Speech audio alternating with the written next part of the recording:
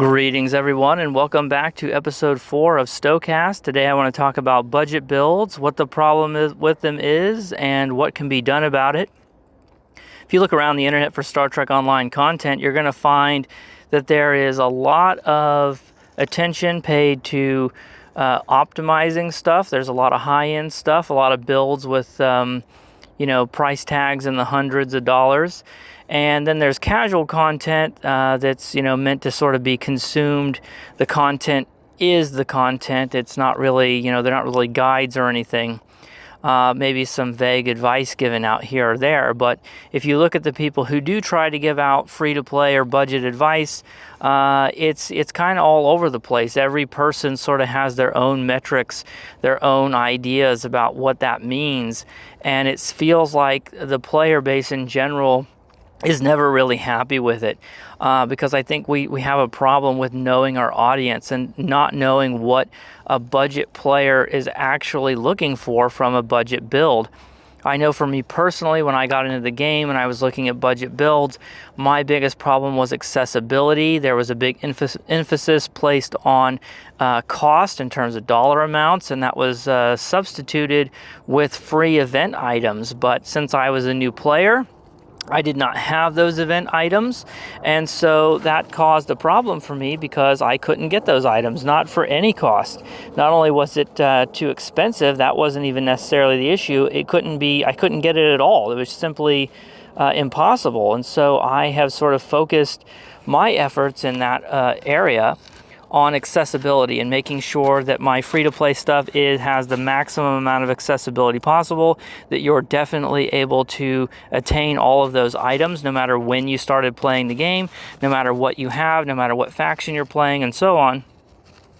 But, it's not that I'm substituting, but I also go to the logical conclusion of that. I upgrade my gear, I do my reputations and all of that stuff, and, people are unhappy with that too. I still get comments on my No Cash, No Problem video, which is over 2 years old now. I've gotten multiple the last week or so, and it's usually people complaining about all the grinding that you would have to do in order to get it. So it seems like the grinding is not just a problem for people when it comes to sort of the dilithium exchange and trading their time for premium currency to get starships. People don't want to grind to get Phoenix upgrades or to upgrade their gear. They don't want to grind out the marks or do the reputations, and I'm not saying that's every player, but I have to ask then, for a person, are these two different groups of people? Is there one group of people who's willing to spend money but not time, and another group of people who's not willing to spend the time, or what? Because I don't know what a person like that would want, You don't want to spend any money, and you don't want to spend any time, then I don't know what you want me to tell you, because I get the feeling a lot of the times people just want me to validate what they're already doing. They just want me to say, oh, you don't have to do your reputations, even though a lot of the best stuff in the entire game comes from the reputations. The reputation traits alone are incredibly significant. Reputation gear, pretty much on the whole, is the best gear. Over half of the weapons and all of your decks and everything are going to be reputation items. They want me to say, oh, you don't have to do fleets, you don't have to get locators, you don't have to do any of that stuff, even though that stuff is all really good as well, and a lot of times it's best in slot.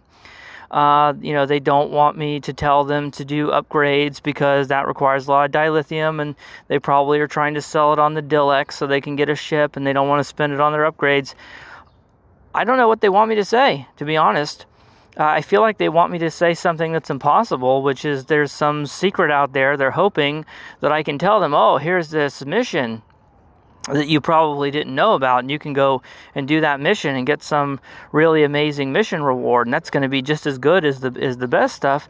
It just ain't working that way, right? There's some good mission rewards out there, no question. The Martok stuff's pretty good. The Trilithium stuff's pretty good.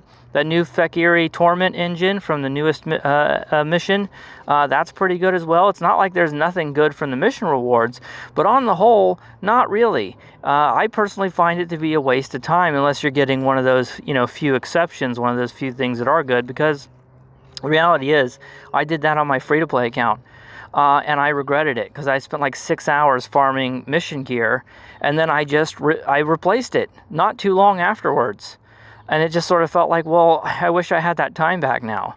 The mission rewards didn't change that much, and I ended up replacing them. So, I'm not a big advocate for going out and putting a bunch of mission gear on your ship.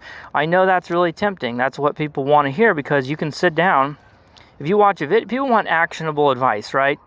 And if I tell you to grind out for weeks and months to get your reputations to tier 6, and I tell you to grind dilithium to get your upgrades, that's not actionable. It's something you can do. It's actionable in the sense that you can start doing it.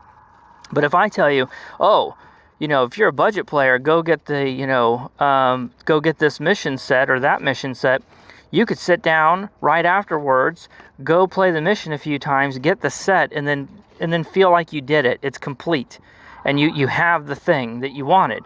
But the problem with that is that that's not really good advice for the long term. And so the larger question then is, what is it that a budget player wants their ship to do that it's not currently doing? Are you a new player who's struggling with the mission content, in which case it's probably a lack of fundamental knowledge about the game and how it works? Are you someone who's trying to move up from normal to advanced, and you want to do advanced queues, and you want to do random TFOs on advanced to get better rewards, but you're still struggling with that? Are you someone who's maybe knows a little bit, has a little bit going on? You're mostly play advanced content, but you want to dip a toe in the water and start getting into elite difficulty? I don't know. Because presumably there's something they're trying to do in the game, and they're not able to do it. They're dying all the time, or whatever. I don't really know. Because there's only really two ways to build a ship. You're either building it for performance, in which case it's sort of a threshold thing, right? There's something you want to do and you can't do it, so you need to increase your performance so that you can do it. Sometimes that might just be down to piloting or little things that you can switch around, but it might be that you do need to upgrade your gear or whatever. And then the other thing is that you're just building it for theme, for fun, for very subjective reasons. You want it to be canon. You want to have the phasers to be the right color, and you want to have, the torpedoes and stuff, and you want it to feel like the ships from the TV shows and the movies, or maybe you have a different theme in mind, but it's more, for fun, and it's not really for performance, in which case you just need the bare minimum in terms of performance. You just need to be able to get through the content, even if it's just on normal difficulty, because that's not why you're doing it. You're not trying to challenge yourself. You're just trying to have the ship look and feel the way you want, and have the bridge officer powers you want, and say, well, the Enterprise has a tractor beam, so I want to have tractor beam on my ship, stuff like that. I can't really help you with that stuff, because that's way too subjective. That's going to be what you want. I could try to copy, the TV show and watch the show and see what do the ships on the show have, and try to duplicate that.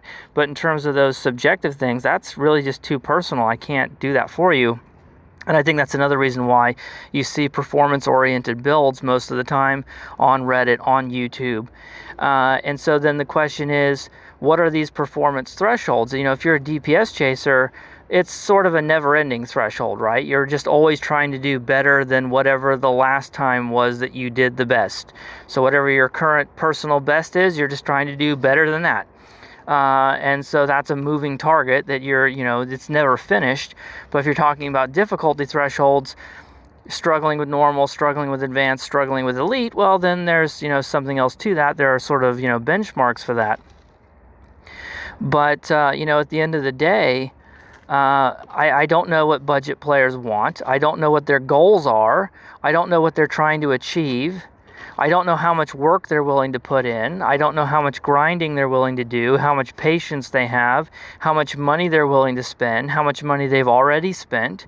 Because if you think about, let's say, a quote-unquote cheap build, right? You can make a cannon scatter volley build using nothing but C-store traits, and it's going to be pretty good for an energy weapon build. But, you're talking 6 traits. Well, $30 a pop, we're already at $180, and that's assuming one of those ships is one of the ones you want to fly, or you have another ship you want to fly. That's a hell of a lot of money, right? We're talking about a pretty big outlay of expense, even for something that's cheap, even if you're not talking about lockbox and lobby and promo and stuff like that. So yeah, I can certainly understand why people want cheap builds, no question. Maybe you're willing to throw $60 at the game, but not $180. So, do you say, well, maybe you limit yourself to 2 starship traits, but what if they've already spent their money and those aren't the 2 they have? Or maybe, they insist that the ship they buy has to be one that they also want to fly, and maybe one of the really good traits comes on a ship they don't like. So it's possible that this stuff is all just way too personal, and I would really love to have a sort of a profile of what a budget player is looking for. And I know that when I started the game, the big problem for me was accessibility, and I don't know if that really is the same problem that everyone else has. So I'd be interested to hear what you guys think. What do you think? Are you a budget player? Are you someone who's interested in budget builds? And if so, what are you looking for in a budget build? If you're not a budget player, at some point presumably you were. I don't know how many people just start playing the game and immediately throw money at it. What were you looking for back when you started playing the game? And if you happen to be a content creator, what is your philosophy on free-to-play and budget stuff? How do you approach the subject? I'd love to hear all of that, so let me know what you think in the comments down below. Hope you enjoyed the video. Take care of yourselves as always, and I'll see you next time. Bye.